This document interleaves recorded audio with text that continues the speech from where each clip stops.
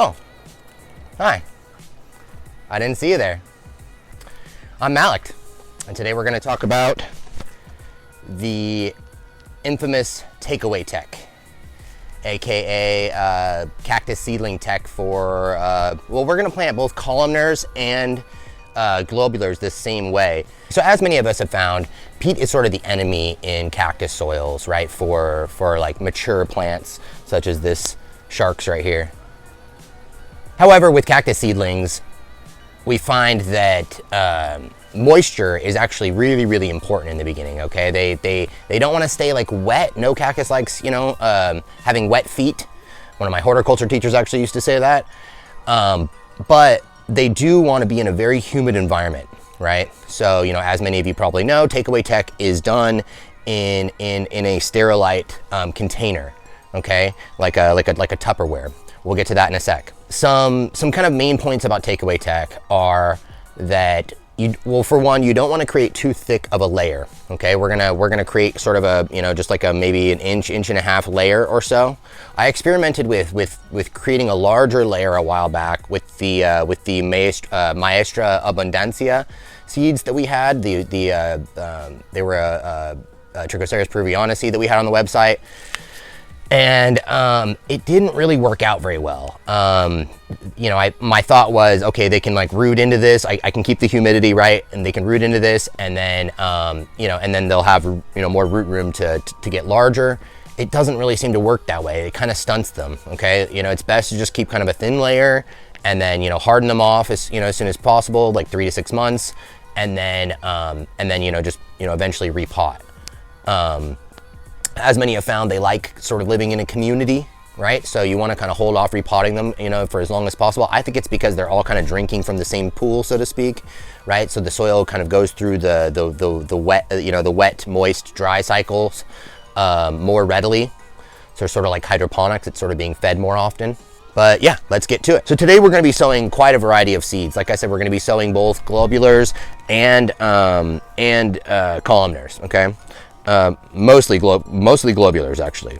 So we're going to be sowing Copiapoa hypogeae, the lizard skin cultivar, Astrophytum asterius super cabuto, short spine peruvianus, grandfather, crossed with grandfather, with the seed starter mix, and then with my cactus mix sieved. So we're going to use the EB Stone seed starter mix, and then also sort of a side by side, you know, in a different container with my cactus mix, but sieved. We're also going to do gymnocalcium Mihanovici, yeah, Obregonia denegri, and Ortegocactus mcdougallii, Astrophytum caput medusae, and Copiapoa cinerea. Okay, some of my favorite globulars. I've been meaning to sow a lot of these for a long time. They will take forever to get big, so a lot of these probably, or I mean not a lot of them, but some of them will probably be grafted and stuff. But yeah, hoping to get some. We're sowing these all in pretty large quantities, so I'm hoping to get some, you know, some cool stuff here too. Maybe some mutants, maybe some variegates. To comment on that really quick, that's all a numbers game, guys. So if you want to see, like, you know, if you want to see mutants, if you want to see variegates, if that's something you're into, you know, you just want to plant a lot of seeds. All right, guys, so for the Copiapoa cinerea, the one that we're going to start off with, I'm going to use my cactus mix sieved because I think that it'll end up, because of the pumice content and things like that, it'll end up a little more rocky than some of these other ones that are going to be a little bit more peat based. All right, guys, so in sieving my soil mix for these Copiapoa cinerea seeds, we're going to be using the Pale Buddy soil sifter. Shout out Pale Buddy. They are on Etsy. I know some of you are probably looking at this like, wow, I could build that. Why would I buy it? And sure, you know, if you want to, more power to you. I kind of like supporting some of these little small businesses on Etsy. I think it's kind of cool, right? We're a small business, right? So kind of pay it forward, right? And this Pale Buddy soil sifter, I believe it has about a 1/4 inch screen. I believe these are about 1/4 inch holes. I don't remember exactly what it is, but you know, somewhere around that. you know, around that size is good for what this is going to do. Is it's going to remove all the large particulates from the soil. Because so let's imagine a cactus seed landing in like a pit of like perlite or pumice, right? It lands in it, right? It lands in it like that, right? And then how's it going to root into like anything worthwhile for it, right? It's like it suddenly landed on the moon, right? You know, I mean, literally on a rock, right? And then there's no way, you know, it's kind of dead, right? It's kind of doomed to die, right? The moisture will still cause it to germinate, but it's gonna die, right? Because it's not gonna be able to root into anything. So this gets rid of all those big particulates, so there's not really like risk of that. The seedlings are kind of landing on this very like constant, very like uniform surface. All right, guys, so in here, in this trash can, I have my soil mix. We're gonna go ahead and take some of it. We're gonna just dump it on the screen, okay? And then we're just gonna go like this. We're gonna go like this, and we're gonna just, you know, kind of gently, you don't wanna do it too hard because you don't wanna force things that shouldn't go through, right? And, you know, we're just kind of mixing this around, moving it around on here until, you know, I like to move it around until most of it's done, you know, most of it's through there, right? And then you can kind of shake it a little bit, right? But, you know, look at what's left. See how large these pieces are? Now, once again, like I said, imagine a cactus seedling like landing on like this rock. Like what would happen? You know what I mean? There's no way it's gonna root into that, right? And then also, I want to mention that all these big pieces, all these like, you know, about 1/4 inch or larger pieces can actually be used for like, you know, like globular soil, stuff like that. You'd want to take out like the bark probably, but all the rocks and, perlite, which obviously is like a volcanic rock, can all be used for like a really fast draining, like globular soil, you know, for your globulars, your small squat cacti that grow in like a globular type shape. All right, so now that we have sieved our soil, we've got some nice sieved soil here. So as you guys can see, it's real fine, you know, not quite like a silt consistency, right? We wouldn't want that either, but you see real fine, right? Where the cactus seedlings are landing on this nice uniform area, right? See, if it were to land on, you know, like something like this, right? It could probably curl its roots around that, right? That's not a big deal. Okay. All right, guys. So as I said, we're going to be sowing into these Sterilite containers. For those of you that want to, you know, copy exactly what I'm doing here, it is the Sterilite 1961. So yeah, so it is the Sterilite 1961 model. It is 11 inches length by 6 5/8 width by 2 3/4 height. Okay. So if it's 2 3/4 height, right? Like I said, we want like an inch and a half. So my goal is to try to fill this like halfway. If you have to, maybe even just put a little line there, right? Maybe even, I mean, if you want to be really tedious about it, maybe even measure and, you know, put a little line right in the center, right? Because that's about perfect in my experience, okay? All right, so I like to hold the Sterilite container above the container where the soil is in, right? So that way, you know, when you kind of start dumping it, you can see it's kind of raining down a little bit, right? So we don't make as much of a mess here, right? Okay, so we're gonna make sure it's nice and even. Okay. So as you can see with this Sterilite 1961, I have drilled holes in the bottom. There is 15 holes roughly. You know, kind of 3 holes per row generally. This one kind of has an extra one. I'm not really sure why, but yeah, you want there to be drainage. Initially, we're not even going to really be watering enough to really need drainage, but yeah, you know, you do want there to be drainage. All right, so we're going to go ahead, and as I said initially, we're going to create kind of a thin layer. Okay, I like to kind of hold it over the container because initially, right, you're going to have a lot of stuff like falling through the holes and stuff. All right, so as you can see, that should be about right. You know, about halfway, maybe a little. You know, maybe I went a little bit over halfway, but that's, you know, that's fine. We can take a little bit out, I guess. And then make sure that it's nice and even and smooth, right? There's no like canyons or like divots. All right, so now that we have our substrate nice and even, we're gonna, you know, we need to moisten it before we put the seedlings down. I like to moisten it before and then after I've set the seedlings down to kind of create, you know, a nice little mist layer kind of amongst the seedlings, right? So we're going to, you want this wet, but really not like soaked, okay? I know some of you are probably bottom watering with, you know, using a standard 1020 tray or whatever that does not have holes, right? And filling it with water. By the way, I'm using RO water, or reverse osmosis water. We have an RO system, so, you know, we make our own RO water. I can't recommend that enough. But it's not necessary. If you have good tap water in your area, you can of course use tap water, okay? All right, so my kind of rule on this, right? So your usual rule while watering, right? You know, a lot of people use the rule where you kind of, you know, you water until it drains through, right? With this, you want that, but like kind of just barely, right? So I like to kind of do this. I like to just kind of spray and spray until I see water come out the bottom. But not like a lot, just a little bit. And the cool thing about these Sterilite containers, right, is you can kind of see it starting to seep through. So you can see the water, almost looks like kind of like an ant farm or something, right? You can see the water kind of working its way through there.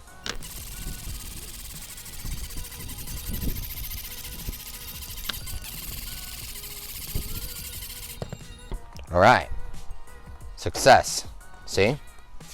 So we're starting to get a little bit of drippage. And, you know, I know just from experience how heavy these are when they're like really soaked, okay? And this definitely isn't it, okay? Even though it looked like I probably sprayed a lot of water there, you know, misting is just never gonna really like get it quite as wet as like top watering or like bottom watering soaking. I suppose if you really want, you know, if you were doing like a ton of trays, you know, like we could have, you know, done this today, but we're doing this, you know, video, right? So we're doing it step by step. I guess I could have, you know, pre-soaked these and then maybe let them like dry out over like a day or two, right? And then use it, you know, so that's an option too. But you know, I think that the misting option really is the best way to kind of play it safe on these. So now we have our Copiapoa Cinerea seeds. Okay, we have 50 of these. Can't remember where I ordered these from, but we are going to go ahead and I like to just sprinkle them into my hand. Those of you that know, these are actually a pretty decent size cactus seed. Some cactus seeds get really small. These ones are actually a decent size. So we're gonna be able to see, you know, kind of just dropping them, right, you know, relatively easily. And I like to try to, you know, create like as even of a spread as possible. So kind of go down one side, slowly dropping them, right, and kind of just watch where they land and try not to, you know, try not to have two land like right next to each other. But if they do, it's not really that big of a deal. It really isn't. You know, like I said, cactus seedlings kind of like being communal, right? So if they do land directly next to each other, in my experience, it's really not that big of a deal.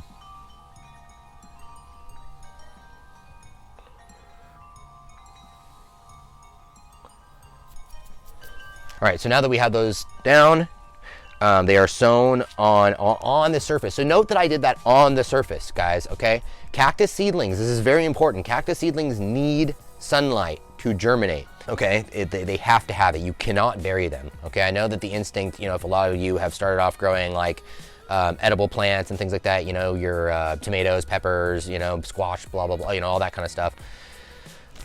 You know, your instinct is to bury it at least a little bit. Don't do that. It will not work out for you, okay? So now that we have these sown, surface sown, we're gonna go ahead and give it one last misting. You know, don't be afraid to be kind of generous with this one. Like I said, I like that moisture layer to kind of sit with the seedlings, right? Because that's what's going to cause them to germinate, right? Is the moisture and the sunlight triggering them to germinate. All right, so as you guys can see here, I'm doing a little bit of mass prepping to kind of speed things along, and then we'll kind of do you know, short clips of like, you know, what each thing is and what it was sown in. We took care of our Copiapoa Cinerea, right? I like to go ahead and write right on here. Okay, keep in mind that this will come off with rubbing alcohol. It'll literally come off like you're wiping a whiteboard. I'm not even kidding. It just literally, you just maybe rub it a couple times, it comes right off. Okay, so don't be afraid to write on these with Sharpie marker. Okay, Copiapoa Cinerea 730-22, and what it was sown in. It was in Mallacht's seed mix. I probably shouldn't hold this so diagonally. Hopefully I didn't mess it up. Okay. All right, one thing I want to talk about before we move on is I know some of you like to take your substrate, Once it's been a little bit moistened, which is very important, and you like to put it in the microwave, okay? The reason for this, for those that don't know, is they like to kill any like mold and you know, nasties that can kind of like grow all over the cactus seedlings, sort of interfering with them. In my experience, they really don't hurt them in any way until they get like really out of hand. You know, if you have some like white cobweb mold or like, you know, or even some like algae, right, that ends up kind of growing all up, you know, onto the cactus seedlings and kind of covering them up. Obviously, that's a problem, right, because they've you know, prohibited them from conducting photosynthesis in their processes, right? Like, so. But what I like to do, because when you microwave the soil, right, you're also killing all of your beneficial bacteria. The Happy Frog soil has mycorrhizae in it, right? So you're killing all that stuff too. And so I like my soils to be living soil, right? As I know a lot of you other, you know, organic gardeners, you know, I'm mostly an organic gardener myself. You know, I know a lot of you, you know, like to keep like living soils as well. That's something that's very important. You know, so you might be asking yourself, well, Mallacht, I've grown cactus seedlings a bunch of times, right? What am I supposed to do when this stuff starts growing all over my freaking cacti? I will, at that point, if it really gets out of hand, I personally never really had maybe a handful of times like get out of hand real bad. I'll make a mild peroxide solution. You know, maybe about a quarter peroxide to 3/4 RO water, and then I'll lightly spray the tray with that. Okay, that will keep that stuff at bay. But you know, I don't think it really penetrates that deeply either, right? So it's not going to like kill all the beneficials in your soil. All right, guys. So I've sown most of these in my sieved mix that once again is featured on the website. All right. So we have the SSP crossed with Grandfather. We sowed that in sieved Happy Frog. I ended up doing a side by side between sieved Happy Frog and our EB Stone seed starting mix right there. Okay. So I'm going to go ahead and put these, because I happen to know that they fit quite nicely, 3 to a tray. So we have, you know, the SSP crossed with Grandfather in the EB Stone cactus mix, and then one in the Happy Frog.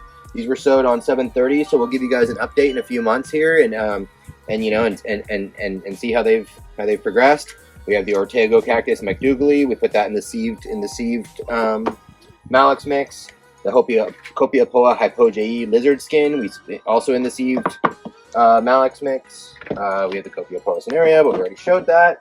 We have the Gymnocalcium Mehanovici and the Obegonia denegri. I put those in the same container because we ended up running a little short on containers here.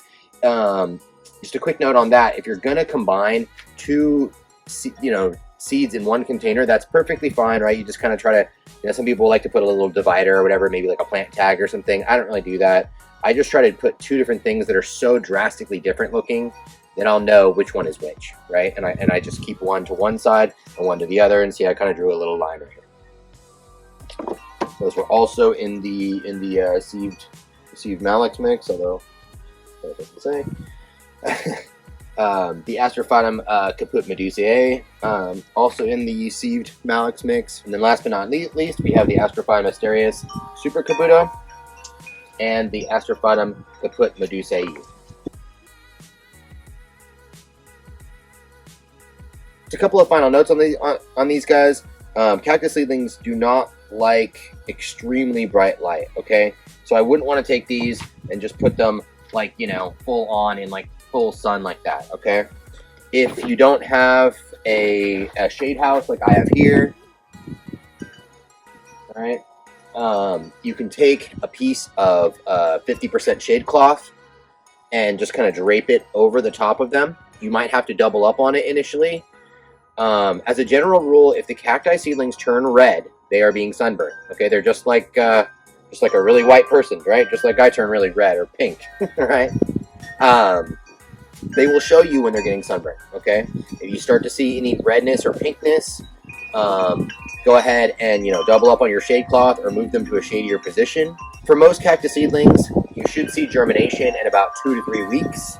Sometimes a little bit longer for some species.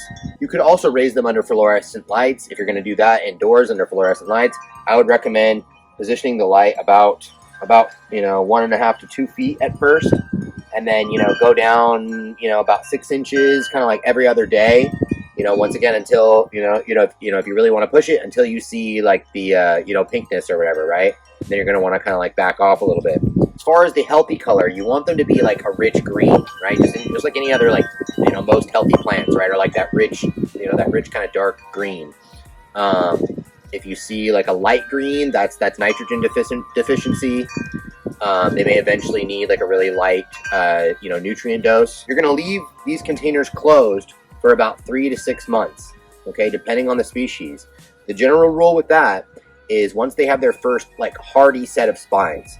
So meaning, as some of you might know from sowing, cactus seeds in the past, they put out these like little hair-like spines at first, right? So we're not talking about those. We're not talking about things you could like brush off with your finger if you tried, right? We're talking about like a nice hardy spine that, that could actually kind of hurt you if you tapped it real hard, right? So once they have their first like hardy set of spines, they're ready to be hardened off. What I like to do is I'll take the container, right, and I'll kind of go like this. And if you kind of hold it just off kilter a bit, right, it kind of gives them some air. Maybe at first, kind of just take it off for like a bit, and then seal it back up, right? And then maybe take it off for like a few more hours or something, right? And then seal it back up, and then you can always drill holes in this too. Or you can just, like I said, slowly kind of just like, turn it or whatever, right? Until it's like completely off pretty much anyway. And then you'd remove it. All right, guys. So that's takeaway tech pretty much. I'm not really sure why it's even called takeaway tech. I wanted to talk for a second that, I love to give credit where credit's due, but I don't even know. I tried to research who actually came up with takeaway tech, and I kind of fell short. So if anybody knows, be sure to leave a comment. Hey, Mallacht, it was this and this dude, right? No duh, right? Yeah, because I'm not really sure who came up with it. It's kind of an old tech, been used for a long time. It's pretty foolproof. So if you want a good tech for a beginner, this is perfect. Thanks for watching.